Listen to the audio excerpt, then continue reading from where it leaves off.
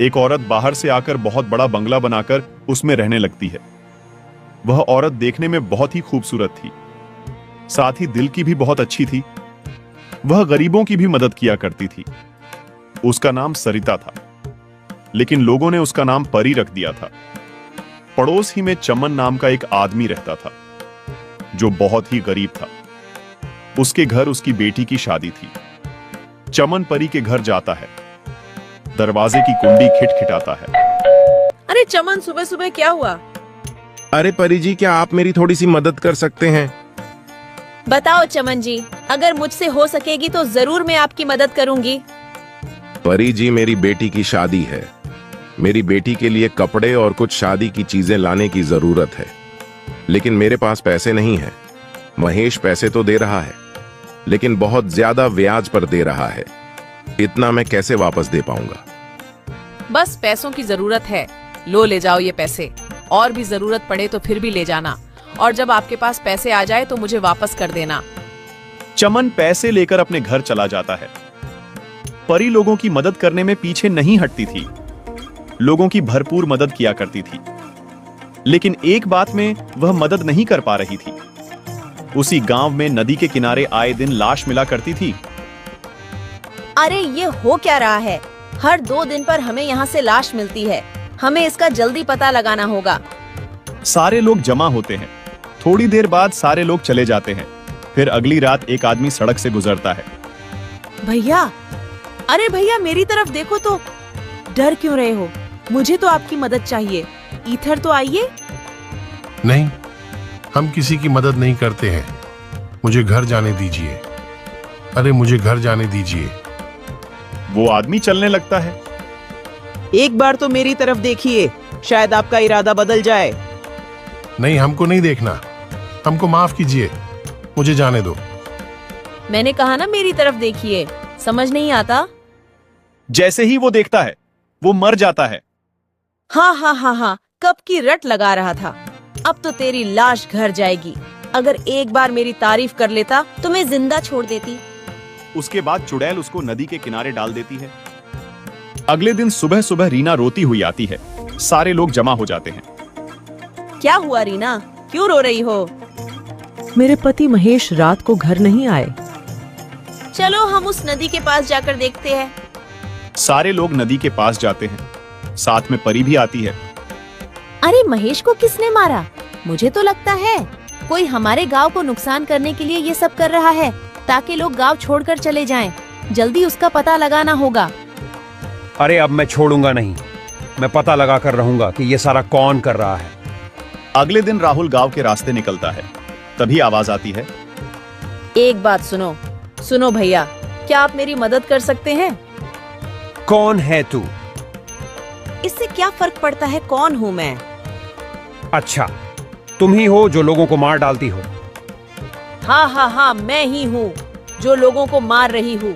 तुम क्या कर लोगे? आज तो तुम्हारी बारी है। हा हा हा हा हा। अरे नहीं, मुझे पता नहीं था कि तुम एक चुड़ैल हो। मुझे छोड़ दो। तुम्हें लोगों के साथ जो करना है करो, मुझे छोड़ दो। अब तू जिंदा नहीं जाएगा। अभी तो बड़ा उछल रहा था, बड़ी बहादुरी दिखा रहा था। तेरी बहादुरी कहाँ गई? और तुझे मैं छोड़ दूं ताकि तू सारे लोगों को बता दे, ताकि लोग यहाँ आना बंद हो जाएं। अरे नहीं, मैं किसी को नहीं बताऊंगा। किसी के सामने मुंह भी नहीं खोलूंगा कि लोगों को चुड़ैल मार रही है। बस मुझे जाने दो। चुड़ैल उसको भी मार डालती है और नदी के किनारे जाकर डाल देती है। सुबह जब लोग नदी के किनारे पर जाते हैं तो देखते हैं, अरे ऊपर वाले, इसने तो राहुल को भी मार डाला। क्या जरूरत थी अकेले जाने की? क्या हीरो बनने गए थे? कुछ तो करना होगा। अगर रोज रोज इस तरह चलता रहा तो पूरा गांव खाली हो जाएगा। हमें जल्दी से उसी पर निर्णय लेना होगा। हाँ, मेरी तो राय है कि सारे गांव वालों को जमा किया जाए। उसके बाद सारे गांव वालों को जमा किया जाता है। गांव के सरपंच और मुखिया और बड़े बड़े लोग जमा होते हैं। गांव का सरपंच खड़ा होता है और लोगों से कहता है, हर एक आदमी इस मामले में अपनी अपनी राय दे। हमें क्या करना होगा? सरपंच जी, मेरी राय है कि आज रात सारे लोग पूरे गांव में फैल जावे और नदी के पास भी कुछ लोग चले जाएं।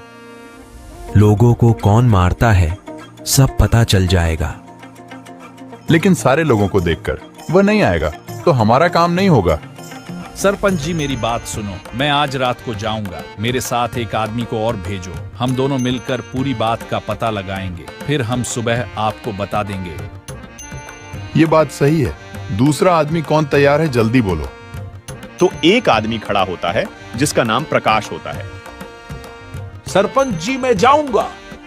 लोग अपने घरों पर चले जाते हैं।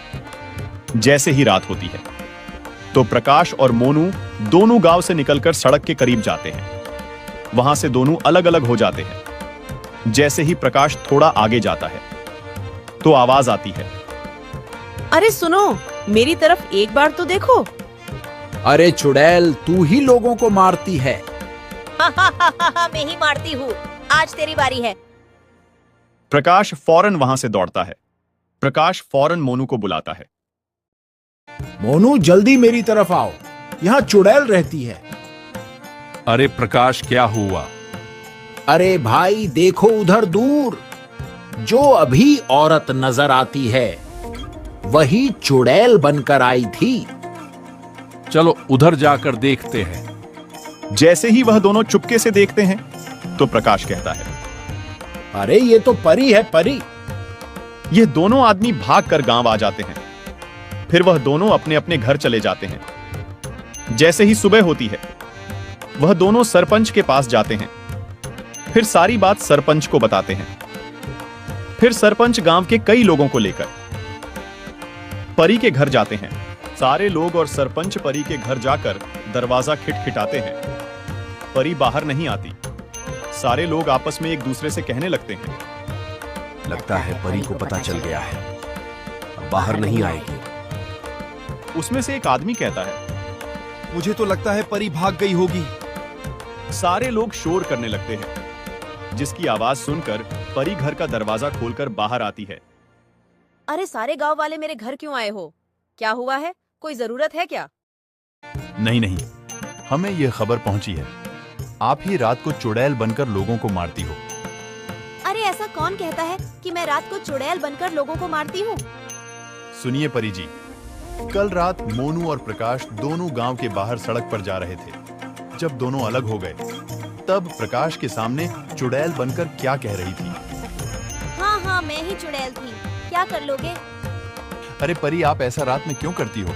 उसकी क्या वजह है? सरपंच जी जरा सुनिए, जब मेरा पति चोरी करते हुए पकड़ा गया था उसी वक्त गांव वालों ने मिलकर उसको मार दिया था। उस वक्त मैं प्रेग्नेंट थी। मेरे पति के मर जाने के बाद मैंने आत्महत्या कर दी थी। तब से मेरी आरती चुड़ैल बंद कर भटक रही है। मैं किसी को नहीं छोड़ूंगी, सारे गांव वालों से बदला लेकर रहूंगी। तभी परी चुड़ैल बन जाती है। तभी सरपंच के पास दो आदमी आकर कहते हैं, सरपंच, हम तांत्रिक को लेकर आते हैं, वो चुड़ैल को अपने कब्जे में कर देगा। वो दोनों तांत्रिक के पास जाते हैं और तांत्रिक को सारी बात बताते हैं। तांत्रिक उन दोनों के साथ आता है। तांत्रिक चुड़ैल से कहता है, गांव वालों को परेशान करना बंद कर दे। नहीं, मैं गांव वालों से बदला लेकर रहूंगी। तभी तांत्रिक चुड़ैल को आग लगा देता है। चुड़ैल जल जाती है। सारे गांव वालों को चुड़ैल से छुटकारा मिल जाता है। सारे गांव वाले तांत्रिक का शुक्रिया अदा करते हैं। गांव वाले तांत्रिक को बहुत सारी चीजें गिफ्ट करते हैं। तांत्रिक उन चीजों को लेकर चला जाता है। फिर गांव वाले खुशी खुशी रहने लगते हैं। सरपंच मोनू और प्रकाश को कुछ पैसे दे देता है। उनकी हिम्मत की वजह से पूरे गांव वालों को छुटकारा मिलता है। दोस्तों, इस कहानी से हमें यह सीख मिलती है, कभी भी किसी पर आंख बंद करके भरोसा नहीं करना चाहिए। हमारी